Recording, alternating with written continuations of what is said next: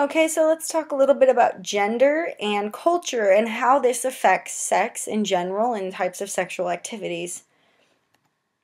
So, when you talk about sexual orientation and how that affects encounters, it actually has a pretty, we see sizable differences between lesbians and gays versus heterosexual men and women. So, lesbian sexual encounters actually last quite a bit longer than heterosexual encounters. So they also tend to include a greater variety of behaviors, and they emphasize more general body contact than heterosexual encounters. So, for example, this was done on a popular magazine. So the research wasn't done, by independent research studies, but based on these popular gay and lesbian magazines, 96% of lesbians report that they spend over 15 minutes in a sexual activity, while 39% report that they spend over an hour during a sexual activity. This is much longer than men and women, who tend to report around 11 to 13 minutes. Heterosexual men and women tend to have sexual encounters of around 11 to 13 minutes. So, another study, though, when you look at heterosexual men and women, both men and women actually report that they would like to have longer foreplay than what they actually have. So again, according to a research study, this was actually a research study, not just a popular magazine, if you ask men and women how long would they like foreplay to be before intercourse, men report around 18.9 minutes, so they would like almost 19 minutes of foreplay before intercourse, and women are not very different. They would like 18.1, so around 18 minutes of intercourse. So both men and women would actually like relatively long amount of intercourse, but what actually happens is foreplay lasts around 11 to 13 minutes. So interestingly, both men and women would like longer amounts of foreplay, but in real time they tend to get around 11 to 13 minutes. Okay, so there are ways in which to add what the book likes to call spice and variety to sexual activities, and many times a way to do this is to include things like sex toys and what we call sex play. And so these are ways in which you can include sexual activities into the bedroom that aren't necessarily coitus based, right? So for example, vibrators give vibratory stimulation, right? So they vibrate. And around 63% of women and 48% of men report that they use vibrators in bed. So there are a good amount of men that report using vibrators. I would imagine many of those men, though, are not reporting using vibrators on themselves, although there are a good amount of vibrators out there. For example, things like what are commonly called cock rings, penile rings. Many times you can put those onto the penis at the base, and those will have vibrators on them as well. Dildos are actually penetrative devices that can be penetrated into any kind of orifice, vagina, anus, and mouth. But again, this is actually, believe it or not used as often by same-sex couples as it is by opposite-sex couples. So it's actually more likely to be used in heterosexual sex activities. That's interesting because many people tend to think that lesbians must use dildos since they don't actually have a penis incorporated in their sex activities. But believe it or not, mostly these dildos are used on heterosexual women. Okay, another thing that people tend to use at times are called anal beads. These are small beads that actually get wider and longer. There's pictures of all of this in your book, so you guys can go look in the book. That start small and they get bigger and bigger. And you actually can insert these into the anus, into the sphincter, and some people find this enjoyable. And then lastly, I'll talk about sex toys, or sex dolls, I'm sorry. And sex dolls have a massive range of quality. So there are some kind of fun gag gift sex dolls that are blow-up dolls that aren't really meant to be used in sexual activities. However, there are definitely some sex dolls that are very, very, very high quality, $6,000 or more. And some individuals will pay that kind of money because they find it very pleasurable to be with these sex dolls. They're typically very highly attractive. Well, typically women, although there are sex dolls that are men. And so some individuals actually keep these sex dolls around for quite some time and have enjoyable sex lives with these dolls. Okay, so now let's talk a little bit more about cultural variations. So many people have heard of the Kama Sutra, which actually stands for the Love Guide.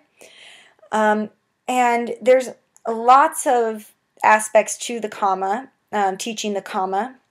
But one of the 4 goals in Kama is actually having sex, having positive sexual aspects, and reaching nirvana, which they believe that the closest to get to nirvana is actually when you're orgasming, because it's the best feeling that you can possibly imagine, and so this euphoric feeling must be very close to God at the time. And so this is why there is so much in the Kama Sutra, and there's so many descriptions of coital positions, and they actually celebrate sex. But now, believe it or not, it's not necessarily about every position you can do and how great the sex needs to be and whatnot. Many times the major emphasis is whether a man and a woman's genitals match. They believe that these genitals need to match up. So for example, it would not be good if a man is a hare, which would mean he had a small penis, and the woman is what's called a female elephant, meaning that she has a large and deep vagina. So the idea is that because he's a hare and she's a female elephant, that their lovemaking, their sex will never really match because their genitals don't match up well. So it's not necessarily just about the different crazy positions in which you can do. Okay, so here's a couple that you might not know about, but one is the Aka is actually a tribe in the Congo Basin. So here's a picture of them. These are Aka individuals, and they're a hunter-gatherer tribe, and they believe that the birth of a child actually results from multiple acts of coitus. So to have sex once is not enough to get you pregnant and not enough to keep the baby safe. So you're supposed to have sex multiple times, and it's kind of this summation of semen that's actually going to get a child made. And so for them, they believe that you should have sex around 3 times a week. But what's interesting is that they don't just have sex once that night. They tend to have sex upwards of 3 times each night. So each time they decide to engage in sex, they'll typically engage in sex multiple times that night. And again, read in your book, they'll tell you more about it. It's an interesting culture and a different idea and a different take on coitus. So there's also another practice in South Africa. This one's actually much more sad. It's about dry sex, which is not the same as outer sex, right? So it's not, these women are not engaging in sex that's not penetrative. These are, I believe, prostitutes, sex workers, who actually will take this bark of a tree and insert it into their vagina, which will dry out and make the vagina tighter and more swollen. And they do this because some men prefer this, this kind of tight and swollen vagina. Some men prefer to have intercourse with these women during this time. So this is called dry sex because the vagina itself is very dry. Men report that they enjoy the friction. But it's actually very dangerous for the woman and the men in terms of a higher likelihood of HIV. But for the woman, it's very dangerous because she can really injure herself because the lubrication is actually helping her from getting tears and rips and scars. And so when you take away the lubrication, it's actually a dangerous position. So puts the woman in a dangerous position. So this is something that they're trying to decrease in South Africa, and I believe that it's the instances and desire to have dry sex has decreased a bit, but it's still something they're fighting against. So again, different than outer course, what we might call dry sex. Again, it's in the book. Read the excerpt. It's really interesting. Okay, I also would like to talk about people with disabilities. So a lot of times people with disabilities individuals aren't sure if it's okay for them to have intercourse, and many times people don't want to talk about it. They find it disgusting, or not something that they want to think about. But it is definitely, many people with disabilities want to have active sex lives as well, because they're individuals who also are sexual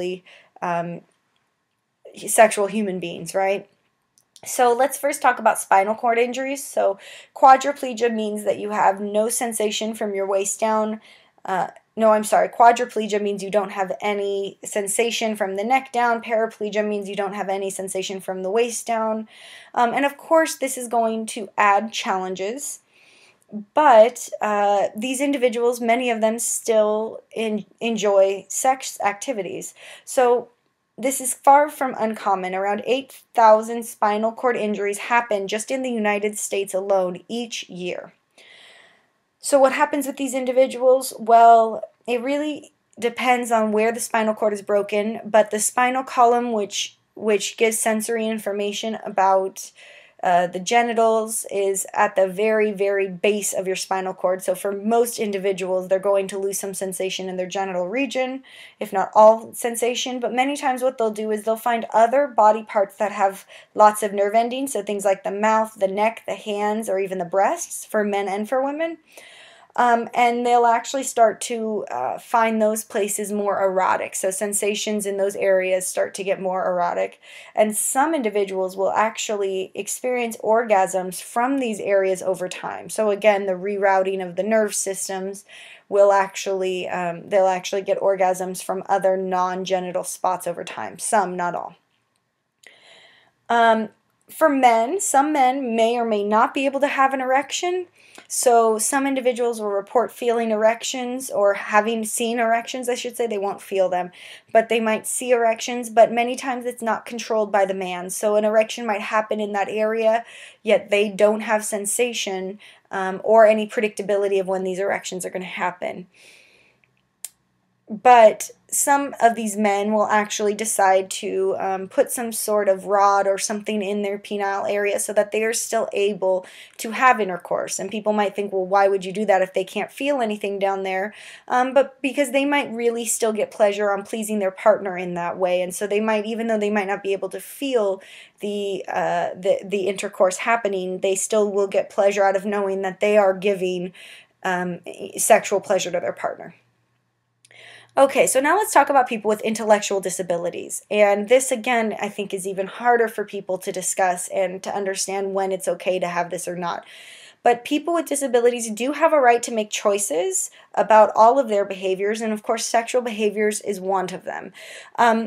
They need to have informed consent, meaning that they themselves have to understand what are the risks of having sex. So they have to understand about pregnancy. They have to understand about STDs. But if they understand these things, if they are informed enough to understand what sexual behavior entails, then they're able to enjoy sexual intercourse or sexual behaviors in general with other partners. When it becomes an issue is if people with disabilities don't have the ability to make informed consents, so they themselves don't understand about sexuality, and then individuals who are not disabled engage in sex with them. And unfortunately, this happens more often than you might think.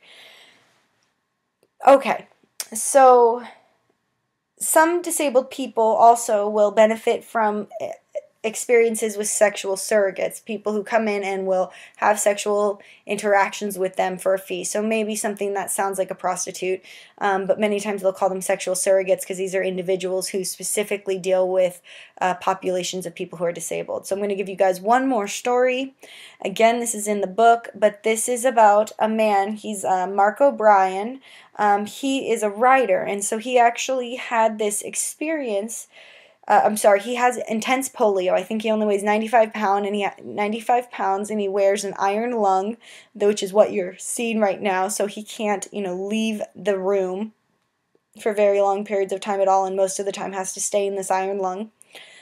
And so he actually paid for a sexual surrogate to come in. And he wrote about this experience, and they have excerpts of it in your in your book, but it was very interesting because a man like this is going to have a very, very difficult time ever meeting a woman and having sex with her, right? And then beyond that, he is in a very compromised position where the person who comes in needs to be very aware of his situation and make sure that he's safe. And so for a man like this, a sexual surrogate might be the only way in which he can ever experience intercourse. And of course, it's a healthy part of life that many people would love to experience at least once in their lives. And so this is where sexual surrogates can be really great. So he, of course, found it overall very pleasurable. And he described it as a safe way for him to experience sex with another person who is knowledgeable about his situation.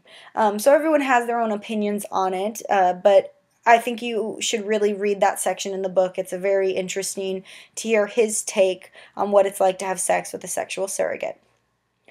Okay, that's it for chapter 9.